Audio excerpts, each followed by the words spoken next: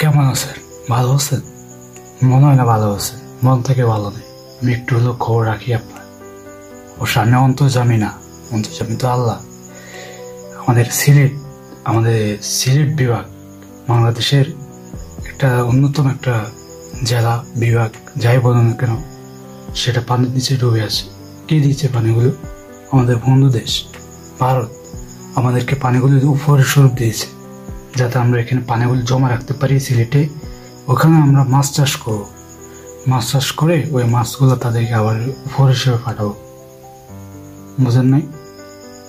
না, আমি এখন মজা করতেছি না, আসলে মজা একটু করলাম এখানে আপনাদেরকে, কিন্তু তবু বলতেছি এই সিলেটের এই সবসময় সবাই যদি একটু পাশে থাকি, দোয়া করি, নিজের প্রার্থনায় তাদেরকে রাখি, অ্যাটলিস্ট আল্লাহ সহায় হবেন। আল্লাহ সবার মনোজাত একটা না একজনের মনোজাত আল্লাহ কবুল করবেন।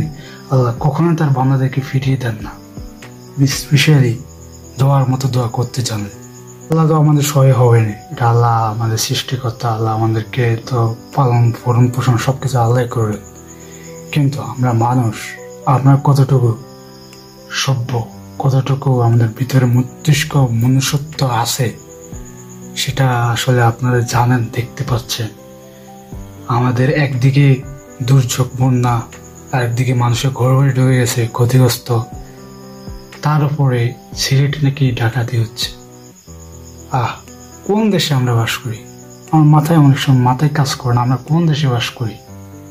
তারপরে নাকি 10 টাকার মোমবাতি 100 টাকা, তারপরে নৌকা ভোট, এগুলোর দাম 25-20-50 হাজার টাকা ভাড়া।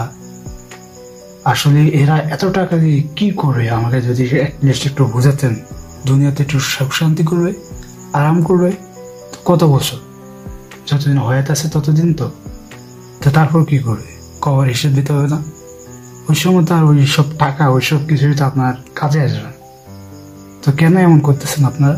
তাদের এই কর্মকাণ্ডগুলোর মাঝেও যারা আসলে কাজ করে যাচ্ছেন, আমাদের হিরোরা, সেনাবাহিনী বলেন, মানবতার ফেরিওয়ালারা বলেন, মানবতার ফেরিওয়ালারা বলতে অনেকে আছে এখানে, যেমন তাসরিফ খান যাই গান করে, ফিরোজ ভাই, তারপর হৃদয় আহমেদ শান্ত, বিভিন্ন হুজুর, আসুন্না ফাউন্ডেশন, আহমদুল্লাহ হুজুর, জামাতে ইসলাম, আরো বিভিন্ন রাজনৈতিক সংগঠন আর যারা আছে তারা কাজ করে যাচ্ছে, তো তাদেরকে স্যালুট জানাতে হয়। এগুলো তো বিভিন্ন কর্মী সংগঠন কথা বললাম। তাই এবার আপনি আপনার সরকার, নিজ দেশের সরকার, যে দেশ সরকার পুরো দেশটাকে চালায়, সেই দেশের সরকারের কি কেউ সেটাকে তোমার মাথা ভাবিয়েছেন? যে দেশে সাঁতার শেখার জন্য 270 কোটি প্লাস টাকা বাজেট করা হয়, সেই দেশে সিলেট ডুবে যাওয়া বন্যার্ত মানুষগুলোর জন্য 30 লক্ষ টাকা বাজেট। ভাবতে পারতেছেন? যারা জনপ্রতি টাকা পড়ে 1.5 টাকা, 1 টাকারও পয়সা। 1.5 টাকা দিয়ে তা কি হবে? 1.5 টাকায় কি বহুত টাকা হয়ে গেছে? এগুলো আমাদের দেশের বাজেট।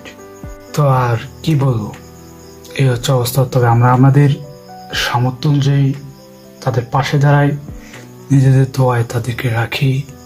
আল্লাহ যেন এই দুর্যোগটা আমাদেরকে রক্ষা করে, আল্লাহ যেন দুর্যোগটা থেকে আমাদেরকে রক্ষা করে এবং সবাইকে হেফাজত করে এবং সবাইকে ভালো রাখে, সুস্থ রাখে।